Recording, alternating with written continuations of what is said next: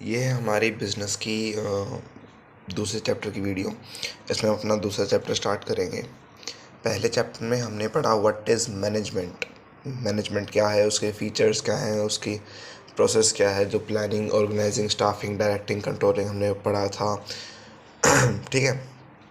अब हम क्या पढ़ेंगे, इस दूसरे चैप्टर में हम पढ़ने वाले हैं प्रिंसिपल्स ऑफ मैनेजमेंट। प्रिंसिपल्स क्या होते हैं? सिद्धांत। ठीक है। कुछ नहीं होता, ये सिर्फ कुछ जनरल गाइडलाइंस होती हैं, कुछ ऐसी स्टेटमेंट्स होती हैं जो हमें मैनेजमेंट को अच्छे से करने में हेल्प करती हैं। ठीक है। सो बुक से देखते हैं व्हाट आर प्रिंसिपल्स। काम की बात लिखी हुई है इस नीचे टूल किट 1 में। क्या लिखा है? Principles of management are broad and general guidelines for decision making and behaviour of managers. ठीक है। कुछ नहीं होता, सिर्फ मैनेजर्स के बिहेवियर का एक पार्ट होता है कि कैसे वो कुछ डिसीजन बनाएंगे, उनके लिए एक गाइडलाइन होती है। ठीक है। कुछ ऐसी बातें लिखी हुई होती हैं इन प्रिंसिपल्स में कि अगर हम उन्हें फॉलो करेंगे ना, तो हम मैनेजमेंट और अच्छे से कर पाएंगे। ठीक है।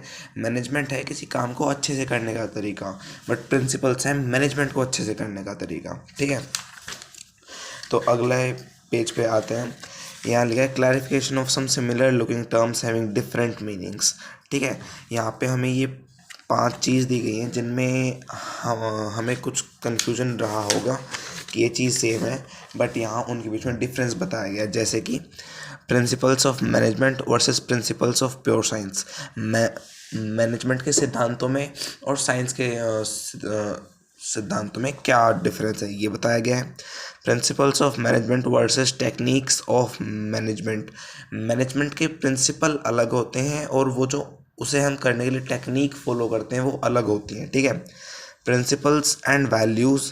Principles of management and values. और लास्ट हमारा principal of management versus functions of management. ठीक है। इन पांचों को हम करेंगे रीड। तो सबसे पहले हम करते हैं principles of management versus principles of pure science. देखो इसमें क्या लिखा है? Management principles are not as rigid as principles of pure science as they deal with human behaviour and are to be applied creatively as per prevailing situation. इसमें क्या बोला है? इस स्लाइड में ये बोला है कि देखो, जितने रिजिड, जितने स्ट्रोंग और जितने जो क्या कहते हैं नॉन चेंजेबल हैं, जितने साइंस के हैं ना, उतने हमारे मैनेजमेंट के प्रिंसिपल्स नहीं है। मैनेजमेंट के प्रिंसिपल एक एक्सटेंट पे जाके, एक हद पे जाके चेंज होंगे। क्यों? क्योंकि वो ह्यूमन बिहेवियर के साथ डील कर रहे हैं और हमें ह्यूमन बिहेवियर का कुछ नहीं पता, वो बहुत ही अनप्रिडिक्टेबल है। तो अगर वो चेंज होगा तो हमें अपने प्रिंसिपल्स को भी थोड़ा बहुत ऑल्टर, चेंज करना पड़ेगा। ठीक है। उसके बाद क्या आता है? Human behaviour is flexible and so also technology which affects business activities. क्या लिखा है? Hence all the principles have to keep pace with change in environment. ठीक है। इन 2 लाइनों में सिर्फ ये लिखा है कि प्योर साइंस के, या फिर मतलब हम बोलें साइंस के जो प्रिंसिपल्स हैं ना, वो बिल्कुल डिट्टो हैं। अगर कुछ लिखा हुआ है ना, वो एज इट इज़ है। चाहे हम इंडिया में देख लें, चाइना में देख लें, कहीं भी जाके देखेंगे ना, वो चीज़ सेम रहेगी। बट मैनेजमेंट क्या होगी? हर एक बंदे के बिहेवियर के साथ थोड़ी थोड़ी चेंज होगी। ठीक है। वो बंदा उस काम को किसी और तरीके से मैनेज कर रहा है, मैं किसी और तरीके से कर रहा हूँ। ठीक है। उसके बाद हम पढ़ते हैं principle of management versus technique of management. Management के प्रिंसिपल अलग होते हैं और टेक्निक अलग। कैसे? Management techniques are the procedures or methods which involve a series of steps taken to accomplish a goal. Management principles are guidelines to take decisions or actions while using techniques. ठीक है। इसने बहुत अच्छे से clarify कर दिया। जैसे मैंने अभी बोला था कि मैनेजमेंट किसी काम को अच्छे से करना सिखाती है और प्रिंसिपल्स मैनेजमेंट को अच्छा करना सिखाते हैं। तो इसने सेम बात बोल दी कि मैनेजमेंट जैसे की जाती है, वो होती हैं उसकी टेक्निक्स, और टेक्निक्स जिस हिसाब से लगानी होती है वो हिसाब हमें बताता है प्रिंसिपल। तो टेक्निक हमारा कोई एक प्रोसीजर है जो हमें फॉलो करना होता है, और प्रिंसिपल्स हमारी वो गाइडलाइंस है जो उस प्रोसीजर को फॉलो करना सिखाती हैं। ठीक है। प्रिंसिपल वर्सेस वैल्यूज़ में आते हैं। वैल्यूज़ आर एक्सेप्टेबल और desirable and have moral connote छोड़ो। Various principles are dash truth और गाइडलाइंस फॉर बिहेवियर, ठीक है। उसके बाद क्या है, values are form through common practice whereas principle of management are formed through research in situations, ठीक है।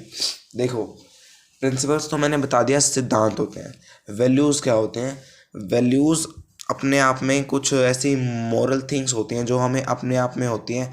जैसे एक डॉक्टर है, ठीक है, और उसके प्रोफेशन में ये बताया गया है कि उसको पेशेंट को ट्रीट करना है किसी भी केस में, ये उसके प्रोफेशन का एक प्रिंसिपल है।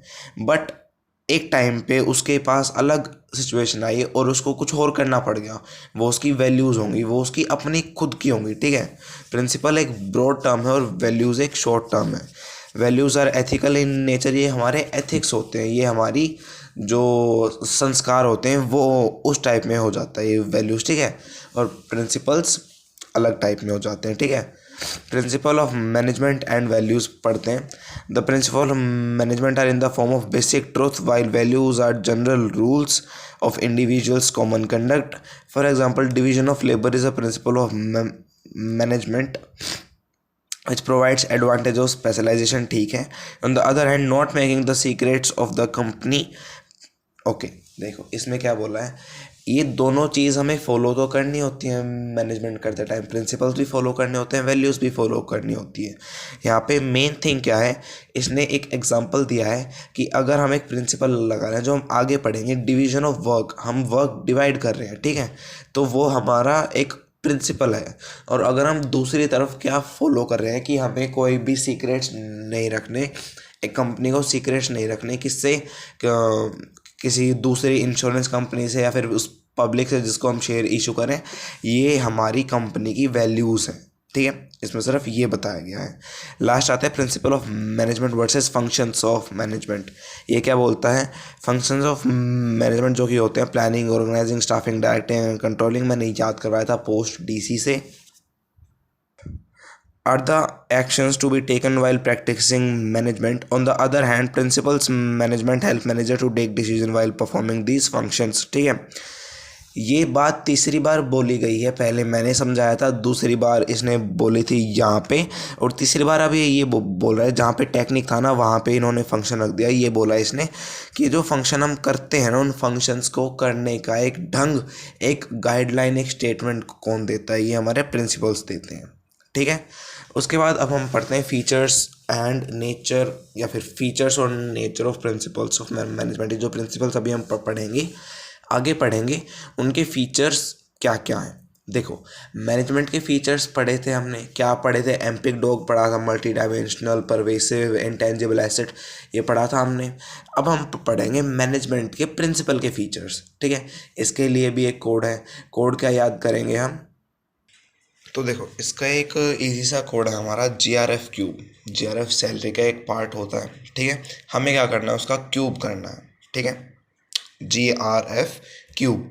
तो सबसे पहले हम जी देखते हैं। जी जो अभी तक मैं बोलता हूँ, मैंने मैंने बार बार क्या बोला है कि प्रिंसिपल्स क्या हैं, जनरल गाइडलाइंस है। तो G4 जनरल गाइडलाइंस, ठीक है। अब इन सारों के बारे में हम बुक से पढ़ेंगे। फर्स्ट ऑफ ऑल हमें क्या करना है, इन्हें याद करना है। याद करने का तरीका मैंने बता दिया, GRF क्यूब, ठीक है। आर से देखते हैं, आर से आएगा इनका रिलेशनशिप। इनका रिलेशनशिप कैसा होता है प्रिंसिपल्स का, इनका होता है भाई कॉज एंड इफेक्ट रिलेशनशिप, ठीक है। नाम से भी पता लग रहा होगा कि कुछ कॉज होगा, उसका कुछ इफेक्ट होगा, जैसे साइंस में होता है, ठीक है। हम कॉज क्या हुआ, हमने बटन दबाया, इफेक्ट क्या हुआ, पंखा चल गया, ठीक है।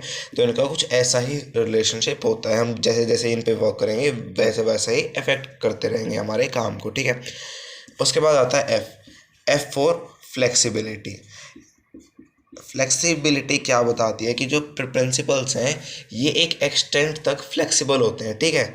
ये कोई रेडीमेड सॉल्यूशन नहीं होते किसी चीज़ का, इन्हें हम थोड़ा सा चेंज वगैरह करके अपनी कंडीशन में फिट करके और अपना काम चला सकते हैं, ठीक है। सी से क्या आएगा, सी से आता है हमारा कंटिंजेंट, ठीक है।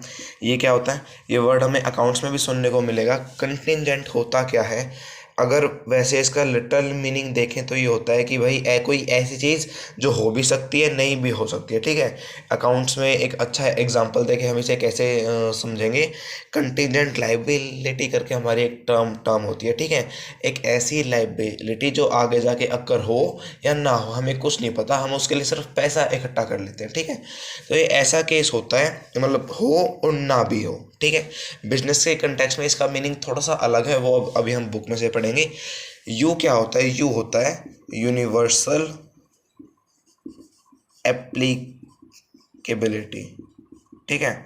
इसमें क्या बोला है? यूनिवर्सल एप्लीकेबिलिटी नाम से पता लग रहा है कि प्रिंसिपल्स पूरे यूनिवर्स में, मतलब हर जगह एप्लीकेबल है। इसमें हम इन दोनों पॉइंट्स को अच्छे से स्टडी करेंगे। क्यों? ये एक पॉइंट बोल रहा है कि ये हर जगह वैलिड है, दूसरा बोल रहा है कि ये चेंज हो सकते हैं। भैया अगर चेंज ही करना है तो सारे अपने अलग अलग बना लो, नहीं। ये एक कोई कुछ स्टेटमेंट है जिसे हम कुछ एक्सटेंट तक चेंज करेंगे, बट वो हमें हर जगह माननी होती है। ये दोनों बात हम इसमें पढ़ेंगे, ठीक है।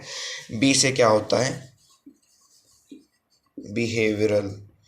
इसमें क्या बोला गया है कि ये जो हमने प्रिंसिपल्स बनाए हैं ये एक बंदे के या फिर किसी के भी बिहेवियर को देख के बनाए गए हैं, तो इसीलिए इनका नेचर है बिहेवियरल, ठीक है।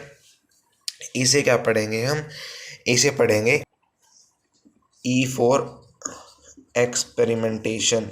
देखो, जैसे साइंस में होता है, साइंस का कोई प्रिंसिपल बनाते हैं हम, तो उसमें ना बार बार एक्सपेरिमेंट करते हैं, ठीक है। एक्सपेरिमेंट ए किया, बी किया, सी किया, उनके कुछ कुछ रिजल्ट आए, उसके बाद हम एक प्रिंसिपल बनाएंगे कि इस केस में अगर ऐसा करते हैं तो ऐसा होता है, ठीक है। सेम बिजनेस में, बिजनेस मैनेजमेंट में बार बार हम चेंज करके देखेंगे। एक बंदे के बिहेवियर के साथ अलग अलग कंडीशन रख के देखेंगे, अलग अलग एक्सपेरिमेंट करके देखेंगे, और उसके बाद हमने ये प्रिंसिपल बनाए हैं ऐसा एक्सपेरिमेंट्स करके, ठीक है। तो याद क्या करना है? GRF cube, G for general guidelines, relationship कैसा? Cause and effect relationship, flexibility, contingent, universal applicability, behavioural and experimentation, ठीक है। ये 7 हमारे फीचर्स हैं, ठीक है। ये हमारे नेचर है किसके? प्रिंसिपल ऑफ मैनेजमेंट के, ठीक है। अभी तक हमने पूरे बिजनेस में अपने 3 कोड याद किए। पहला हमने किया था एम्पिक डॉग, ठीक है। वो क्या था? हमारा फीचर्स ऑफ मैनेजमेंट थे। दूसरा हमने किया था पोस्ट DC। ये क्या था? ये हमारे मैनेजमेंट का प्रोसेस था, ठीक है। Planning, organising, staffing, directing, controlling. अब हमने क्या किया है? GRF क्यूब, ठीक है। ये क्या है? हमारे ये फीचर्स हैं प्रिंसिपल्स ऑफ मैनेजमेंट के, ठीक है। तो इसी सीक्वेंस पे GRF क्यूब की सीक्वेंस पे हम अब ये सारी चीज़ बुक से पढ़ेंगे। सबसे पहले आता है जनरल गाइडलाइंस।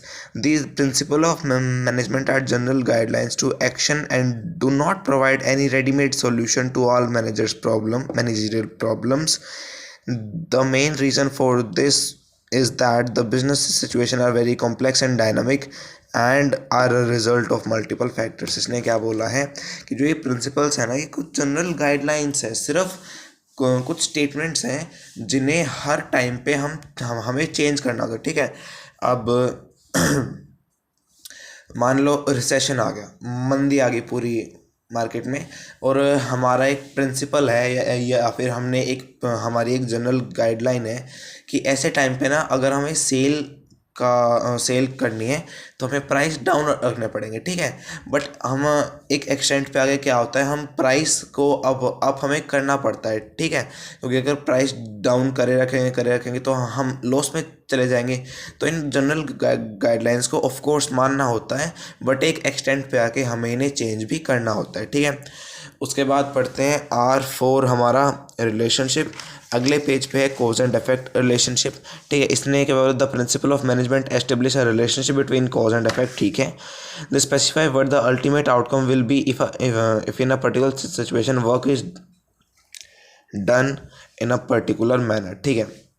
देखो सेम एग्जांपल याद करते हैं। कॉज क्या हुआ, बटन दबाया, इफेक्ट क्या हुआ, पंखा चल गया। ठीक है, मैनेजमेंट में क्या क्या होता है कि अगर हम इस प्रिंसिपल के फीचर को ध्यान दें तो प्रिंसिपल्स ऐसे होते हैं कि उन्हें फॉलो करने पे कुछ ना कुछ एक पर्टिकुलर इफेक्ट होगा, जो हमने पहले एक्सपेरिमेंट्स में देखा है। ठीक है, नोट पढ़ते हैं, the principle of management are less than perfect since they are mainly apply to human behaviour. ठीक है, however principle of management assist managers in establishing cause and effect relationship to some extent and therefore useful.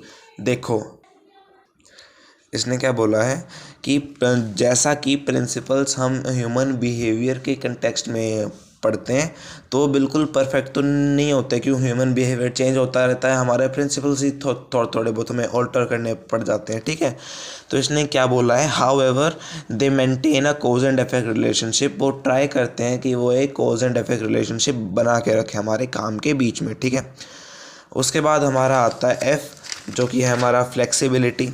ठीक है, ये सबसे easy point है। The principle of management are not the static guidelines which have to be followed absolutely.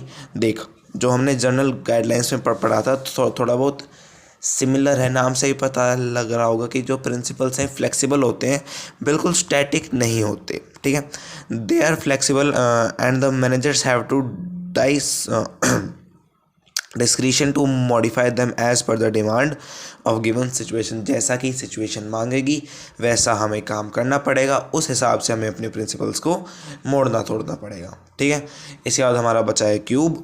तो सबसे पहले आता है क्यूब में कंटिजेंट।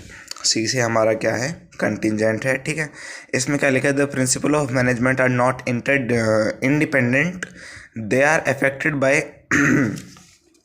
Prevailing situation. ठीक है, therefore the decision implemented them to is contingent और dependent upon the prevailing situation at particular point of time. देखो इसने क्या बोला है, मैंने कंटिजेंट का मीनिंग क्या बताया था, हो भी सकता है नहीं भी हो सकता है। ठीक है, तो इसने क्या बोला, कंटिजेंट होता है डिपेंडेंट, ये डिपेंड करता है किस पे, सिचुएशन पे, किसी भी पर्टिकुलर पॉइंट ऑफ टाइम पे कुछ भी सिचुएशन होगी तो उस पे डिपेंड करता है कोई चीज़ होगी या नहीं होगी। ठीक है, तो ये प्रिंसिपल्स कंटिजेंट होते हैं, मतलब हर एक सिचुएशन को हैंडल करा जा सकता है अगर इन्हें थोड़ा बहुत ऑल्टर किया जाए तो। ठीक है, ऑल्टर क्या होता है, ऑल्टर होता है चेंज करना। ठीक है, उसके बाद यू से हम पढ़ेंगे यूनिवर्सल एप्लीकेबिलिटी।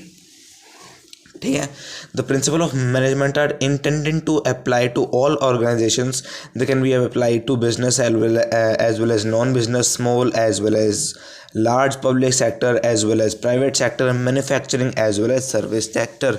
इसने क्या बोला है, हर जगह ये प्रिंसिपल्स अप्लाई होंगे। ठीक है, इसने ये कुछ 4 चीज़ बोलनी है। ठीक है, छोटी बड़ी किसी भी टाइप की बिजनेस में ये सारी चीज़ एप्लीकेबल होंगी। ये प्रिंसिपल्स अगर हमें मैनेजमेंट करनी है तो ये प्रिंसिपल्स हर जगह एप्लीकेबल होंगे। ठीक है, थोड़ा बहुत उन्हें चेंज किया जा सकता है। ठीक है, टूल किट 2 में पढ़ते हैं, it refer to a truth which is equally applicable in all spheres.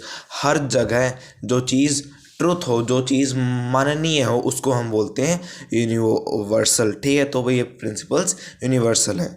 उसके बाद हमारा आता है मेनली बिहेवियरल। ठीक है, the principles of management aim at influencing human behaviour, hence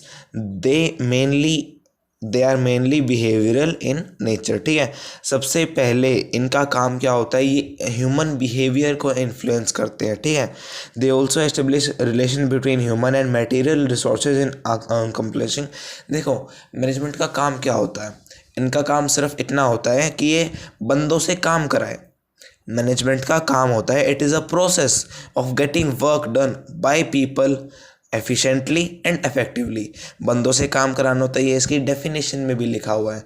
तो इस पॉइंट में यही लिखा हुआ है कि इसे बंदों से काम कराना होता है, इसके पास कुछ रिसोर्सेज होते हैं। ठीक है, मैनेजमेंट यही होती है। तो इसके प्रिंसिपल्स भी इसी तरह फॉर्म किए गए हैं कि वो बिहेवियरल इन नेचर होते हैं। ठीक है, एग्जांपल देखो, well planning the layout of factory, order lines would require the work flow are matched by flow of material and movement of man. ठीक है, अगर किसी भी मैन का बिहेवियर चेंज हो गया या फिर चलो छोड़ो, एक अलग एग्जांपल लेते हैं। 10 बंदे थे, 2 बंदों की तबीयत खराब होगी, 8 बंदे हैं, ऑन द स्पॉट हमें अपना काम का ढंग चेंज करना पड़ेगा। ये होता है बिहेवियरल, कि कुछ भी हमारा यहाँ पे स्टैटिक नहीं होता, ठीक है। उसके बाद हमारा आता है ई लास्ट। ये क्या होता है हमारा, found by practice and experimentation, ठीक है। सारी चीज़ अच्छे से एक्सपेरिमेंटेशन करके हमारी लाई गई है यूज़ में। The principles of management were not developed overnight but they are found by experience and collective wisdom of managers as well as experimentation. Overnight मतलब एक रात में नहीं बना दिए गए हैं प्रिंसिपल्स, बहुत ज़्यादा टाइम लगा है, एक्सपीरियंस लगा है, कलेक्टिव विजडम लगी है, ठीक है। बहुत सारे बंदों ने अलग अलग अलग एक्सपेरिमेंट करके देखे हैं, ठीक है। मतलब इन द सेंस ये क्या बोल रहा है कि इन्होंने ना, एक एग्जांपल देता हूँ कि एक स्टोरी थी छोटी सी। एक साइंटिस्ट ने ना एक बंदर को पिंजरे में रखा था, ठीक है, और उसका बच्चा भी था उसी के साथ। तो उसने पानी भरना स्टार्ट किया। पहले क्या किया, बंदर ने अपने बच्चे को उठा लिया, ठीक है। क्या प्रिंसिपल बना कि जो बंदर है, जो उसका बिहेवियर है वो कैसा है कि वो अपने बच्चे को बचाना चाहता है, ठीक है।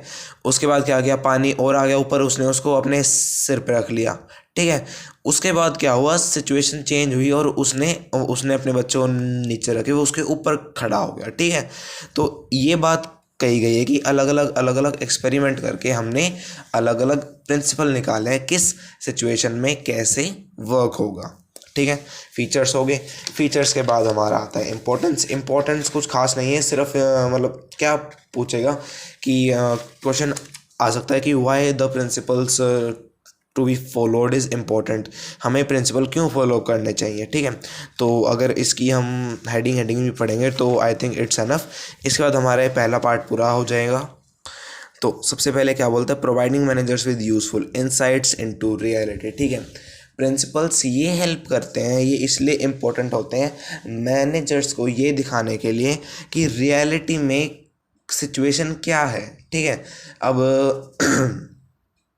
इसमें पढ़ते हैं, the principle of management make the manager aware about the manner. यही मैंने बोला, जिस ढंग से काम हो रहा है, कितनी वर्क फोर्स है, कितना पर्सोनल है, जो भी काम हो रहा है, ये कौन बताता है मैनेजर को, उसके मैनेजमेंट के प्रिंसिपल्स बताते हैं, ठीक है। It helps it to look in to the reality, ठीक है। एग्जाम्पल देखते हैं, a manager can leave routine decision making to his subordinates and deal with excellence exceptions situation which require his experience by following the principles of delegation, ठीक है। उसके बाद क्या आता है, हमारा दूसरा आता है optimum utilisation of resources and effective administration. देखो, मैनेजमेंट का एक गोल था, एक इम्पोर्टेंस था कि हम सारे रिसोर्सेज को अच्छे से यूटिलाइज करें। अब उसके प्रिंसिपल्स का भी एक सेम गोल, एक सेम मोटिव होना चाहिए कि बेस्ट यूटिलाइजेशन या फिर optimum utilisation of resources have to be done, ठीक है। सेम बात है, इसमें कुछ खास लिखने की नीड नहीं है। समझना भी क्या है कि रिसोर्सेज जितने हैं उसके हिसाब से हम मिनिमम रिसोर्सेज लगा के मैक्सिमम आउटपुट जनरेट करें, ठीक है। तीसरा आता है scientific decisions. Principles of management provide the necessary training to the manager so they can take scientific और बैलेंस डिसीजन। प्रिंसिपल हेल्प करते हैं किसी मैनेजर को कि वो अच्छा डिसीजन ले पाए, एक माननीय डिसीजन वो ले पाए, ठीक है। Meeting changing environmental requirements. हमने अभी प्रिंसिपल्स के फीचर्स में पढ़ा था कि वो फ्लेक्सिबल होते हैं, तो उसी तरह से वो इम्पोर्टेंट होते हैं कि जैसे जैसे इन्वायरमेंट चेंज होगा, कैसा इन्वायरमेंट, बिजनेस इन्वायरमेंट चेंज होगा, उस हिसाब से हम अपनी मैनेजमेंट को कैसे चेंज कर सकते हैं, ठीक है। Fulfilling social responsibility. एक हद पे जाके क्या बोलते हैं प्रिंसिपल्स, क्या बोलते हैं कि बहुत प्रॉफिट कमा लिया, अब हमें सोशल रिस्पॉन्सिबिलिटी का भी ध्यान रखना होगा। ये भी सिखाते हैं कि how we have to serve the society, ठीक है। अपना प्रॉफिट तो करना ही करना है, हम पे कुछ सोशल रिस्पॉन्सिबिलिटीज़ भी हैं, ठीक है। उसके बाद हमारा लास्ट आता है management training education and research, ठीक है। ये प्रिंसिपल्स क्यों इम्पोर्टेंट होते हैं। अब इन प्रिंसिपल्स को सीखने के बाद, इनकी एजुकेशन लेने के बाद क्या होगा, कोई मैनेजर अपना काम अच्छे से कर पाएगा, फिर वो उन्हें प्रैक्टिस करेगा, क्या करेगा, ट्रेनिंग करेगा। उसके बाद उसके पास एक्सपीरियंस आएगा और उसके बाद वो कुछ नए प्रिंसिपल्स हो जाएगा, उनकी रिसर्च करेगा। ये चीज़ लिखी हुई है इसमें। Management principle are used as a basis for management training, education and research. इन प्रिंसिपल्स को जान के कोई बंदा मैनेजमेंट की ट्रेनिंग ले सकता है, उसकी एजुकेशन या फिर उसकी रिसर्च कर सकता है। ठीक है, तो हमारा ये पार्ट हो गया कंप्लीट। इसमें हमने क्या पढ़ा, ये पढ़ा कि प्रिंसिपल्स होते क्या हैं, उनके फीचर्स पढ़े, उनकी इंपॉर्टेंस पढ़ी। ठीक है, अगले पार्ट में हम टेलर के प्रिंसिपल्स के बारे में पढ़ेंगे।